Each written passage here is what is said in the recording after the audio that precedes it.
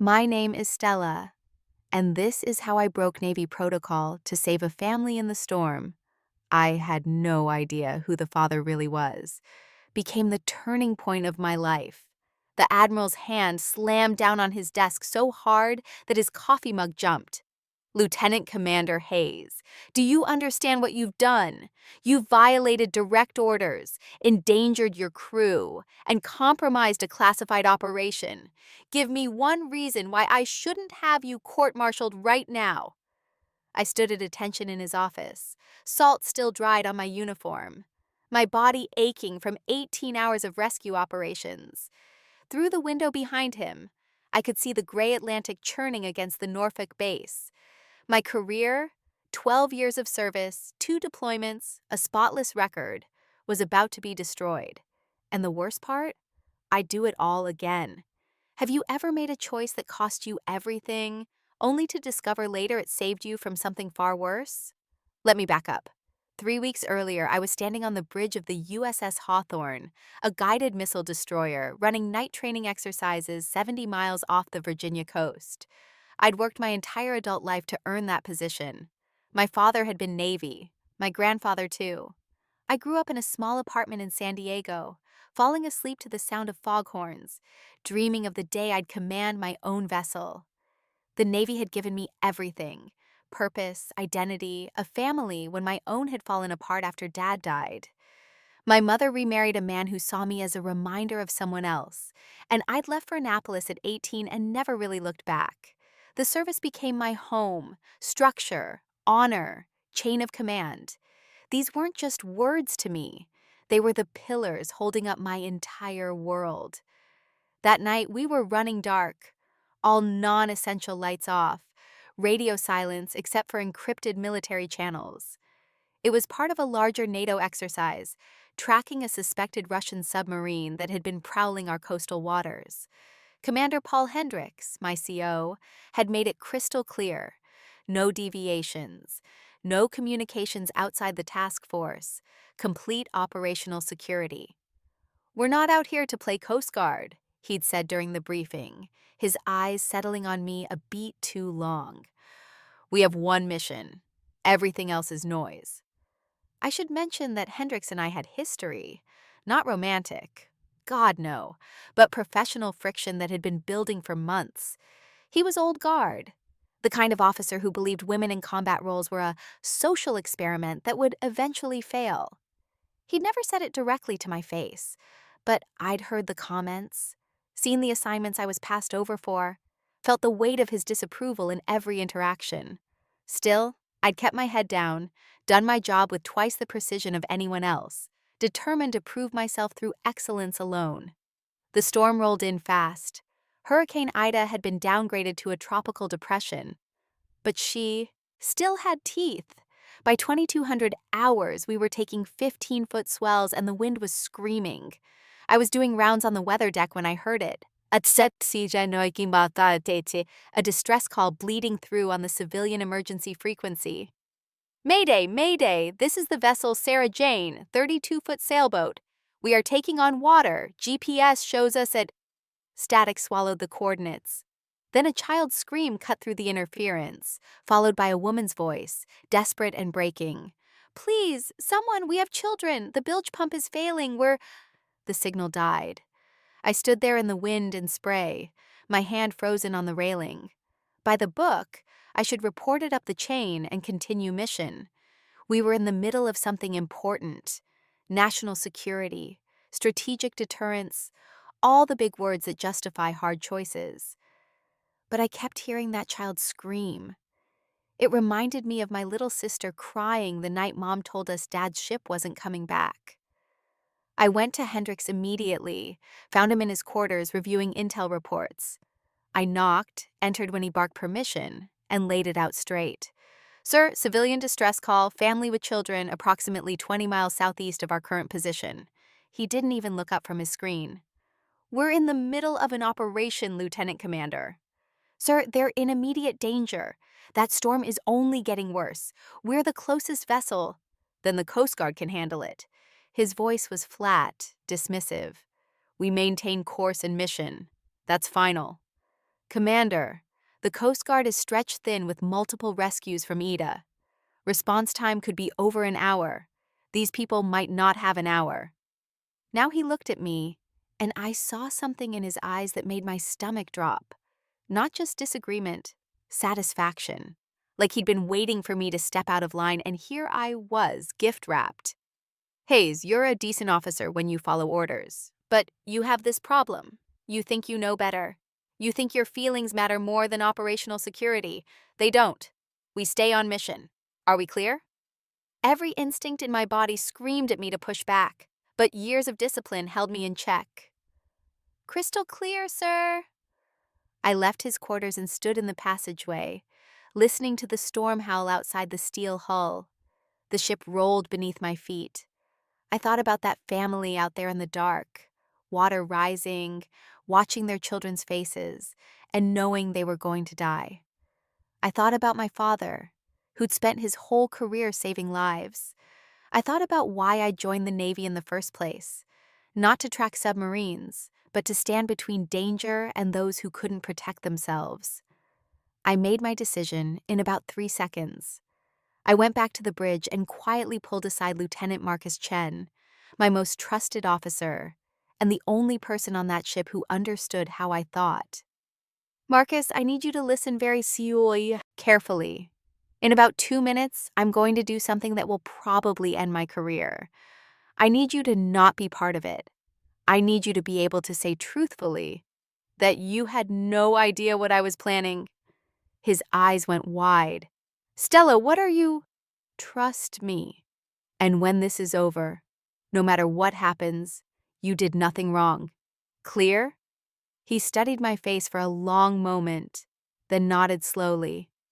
Clear. I stepped up to the helm. All hands, this is the XO. We have a civilian emergency. Helmsman, come right to heading 135. Ahead full. Bosun, prepare the rescue team. We're going to pull some people out of the ocean. The bridge went silent. Every face turned to stare at me. The helmsman's hand hovered over the controls, uncertain.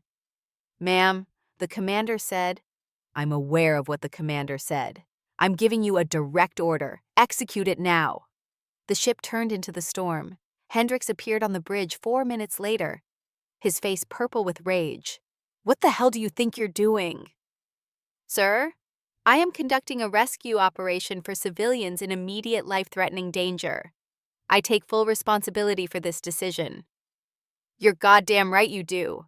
Helmsman, belay that order. Return to previous heading. Sir? I turned to face him, and something in my voice made him stop. We are 3 miles from their last known position. If we turn back now, they die. And I will make sure everyone knows you gave that order. Every news outlet, every congressional inquiry, every Navy family who wonders if their service matters. I will burn my career to ash, making sure the world knows you let children drown because a submarine was more important. The bridge was dead silent, except for the storm. Hendricks and I stared at each other across 5 feet of deck that might as well have been the Grand Canyon. I saw his jaw work, saw him calculating odds and outcomes. Finally, his voice came out low and venomous. Continue rescue operations. But when this is over, Hayes, you're finished. I'll see to it personally.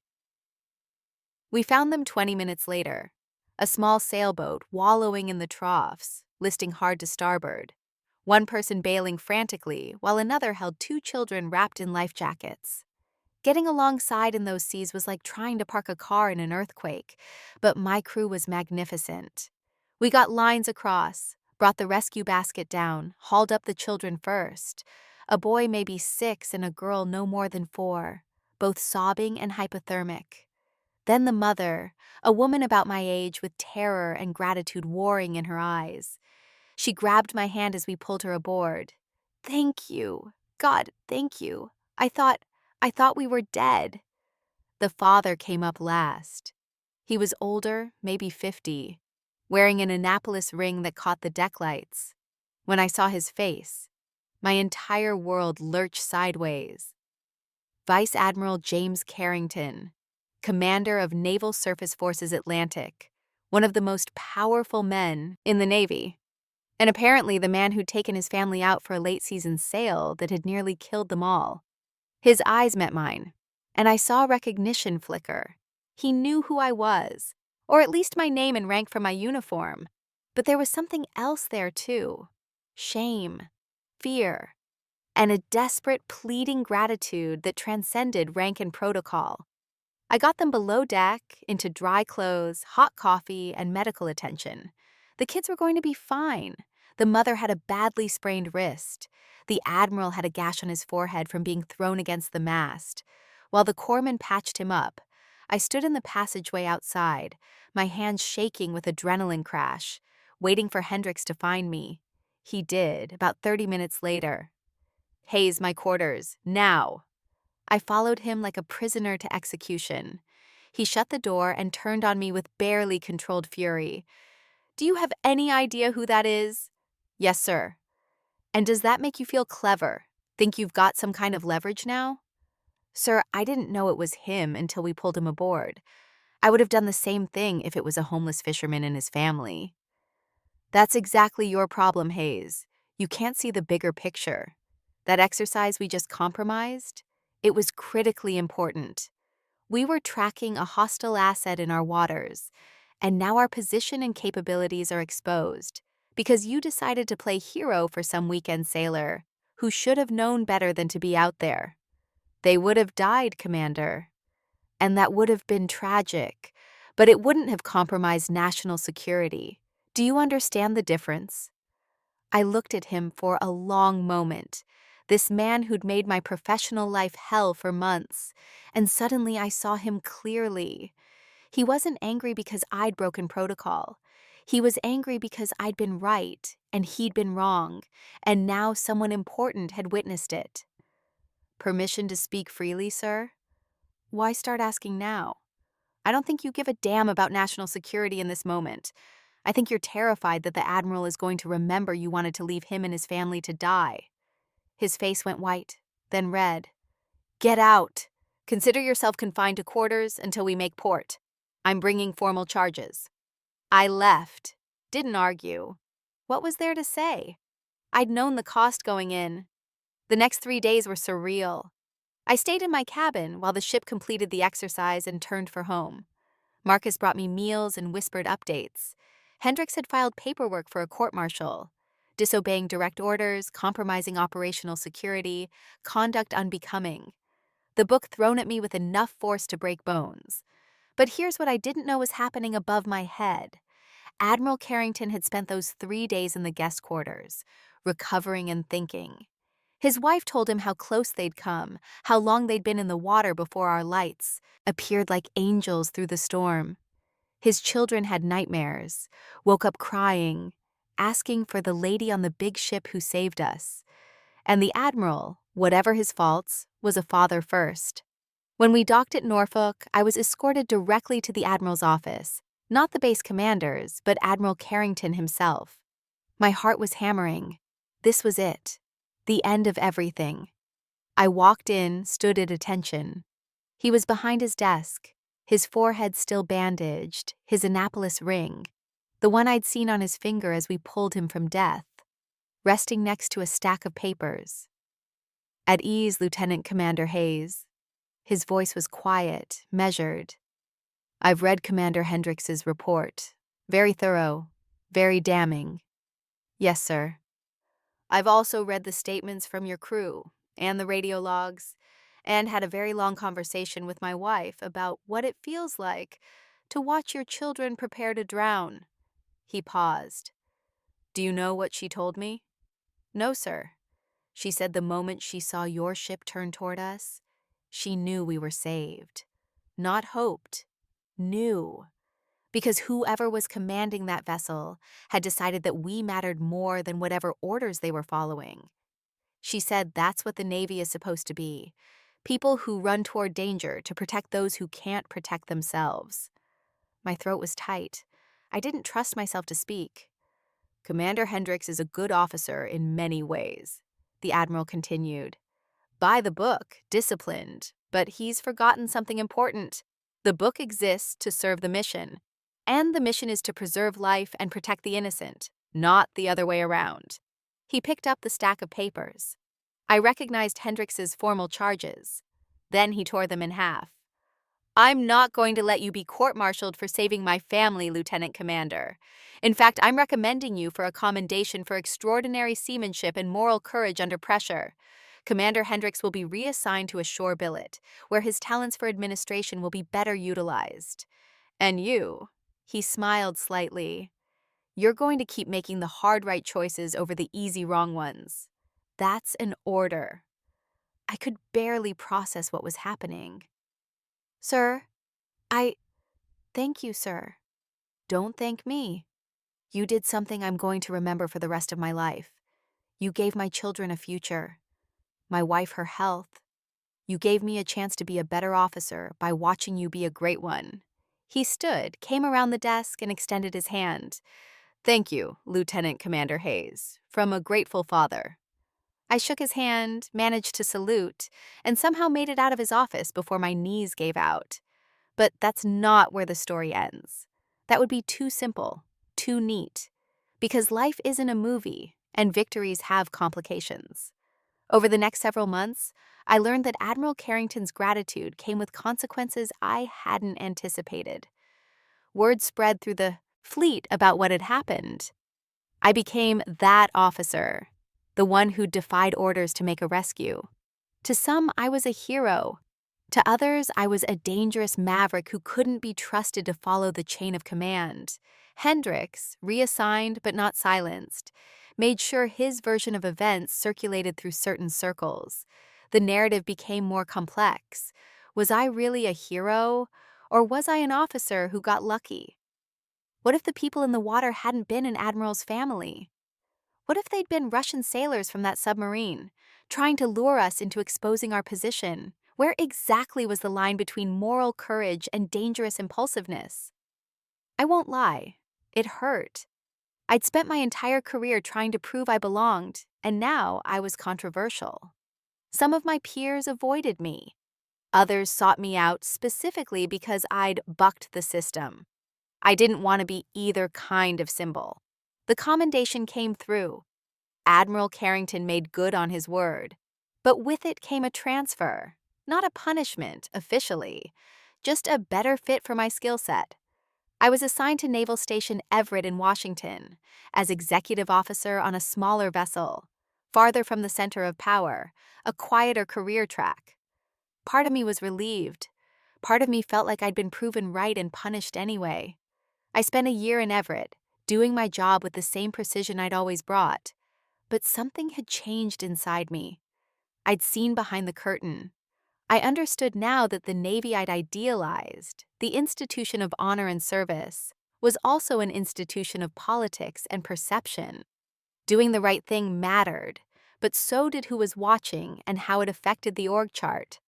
Then, on a cold morning in November, I got an email that changed everything again. It was from Admiral Carrington, marked personal. Subject line, an opportunity. The email was brief. Lieutenant Commander Hayes, I'm forming a task force focused on modernizing rescue and humanitarian operations in the Pacific Theater. I need officers who understand that our mission is people, not just platforms. Your name was the first one I wrote down. Interested, JC. I stared at that email for a long time. This was it.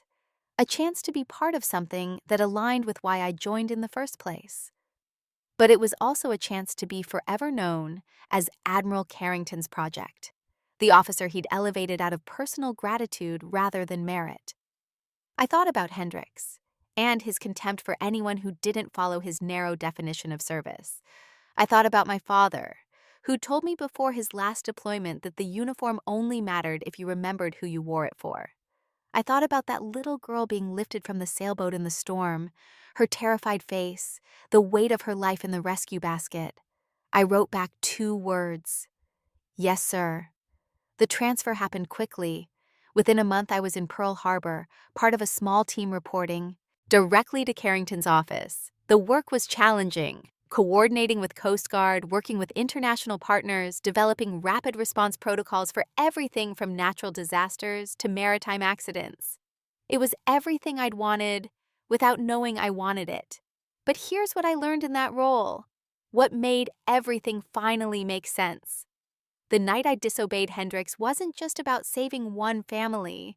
It was about proving to myself that I could trust my moral compass, even when it cost me everything. And that proof, that moment of absolute clarity about who I was and what I stood for, became the foundation for everything that followed. About 6 months into the new assignment, I was in Carrington's office reviewing disaster response plans when he looked up from his screen and said, "You know, Hayes, I never told you the full story about that night." I looked up, curious. My wife didn't want to go sailing. Neither did I, honestly. But my kids were going through a hard time. I'd been deployed for months, missed birthdays and school events, all the usual Navy family struggles. I thought a weekend sail would reconnect us, prove I could still be their dad, and not just the uniform. Instead, I nearly got them killed through my own arrogance and stubbornness. He leaned back in his chair. When Hendrix chose the mission over the rescue, he was making a defensible decision. By the book, strategically sound. But you know what it would have taught my children? That their lives mattered less than a submarine hunt, that the institution was more important than they were. You made a different choice, and it taught them something else entirely, that people still run toward each other in the dark, that humanity comes first. "I didn't think about lessons, sir," I said quietly. "I just heard a child screaming." "I know. That's exactly why it mattered." He smiled. "Hendrix made the right career move. You made the right human move. And in the long run, that's what leadership actually is." I left the Navy 3 years later, but not because I was pushed out or disillusioned. I left because I'd done what I'd set out to do, proven to myself and anyone watching that service means sacrifice, and that the hardest choices are usually the most important ones. I'd earned my place at the table. I didn't need to keep proving it. I work now for a maritime safety nonprofit, consulting with governments and organizations on emergency response. The pay is better, the politics are less complicated, and I sleep well at night knowing the work matters. Admiral Carrington retired too, eventually. We exchange Christmas cards. His daughter, that little girl from the storm, is at Annapolis now, studying to be a surface warfare officer. Her mother told me once that she wants to be like the woman who saved us. I told her mother to make sure her daughter knows. I didn't save anyone. I just refused to sail past someone drowning. Last month, I gave a speech at a maritime safety conference. Someone in the audience asked me if I regretted that night, given the cost, the controversy, the transfer, the year of professional limbo. I thought about it for a moment, really thought about it. "No," I said finally. "I regret that I had to choose. I regret that doing the obvious right thing was treated as controversial. But the choice itself, not for a second. Because I know who I am now. I know what I'm willing to lose for the things that matter.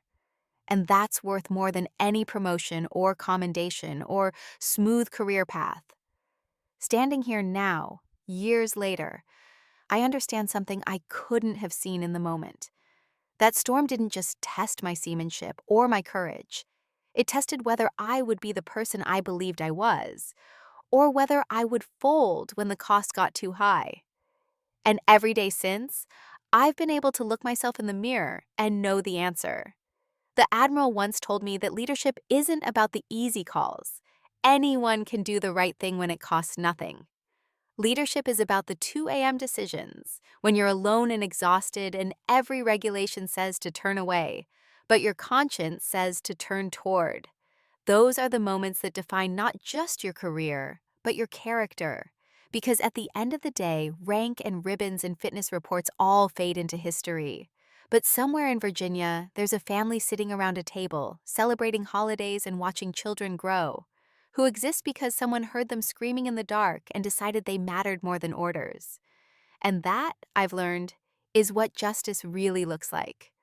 Not revenge or vindication, but the simple knowledge that you stood between death and innocence, and you refused to move. If you ever find yourself in that storm, facing that choice, I hope you'll remember this.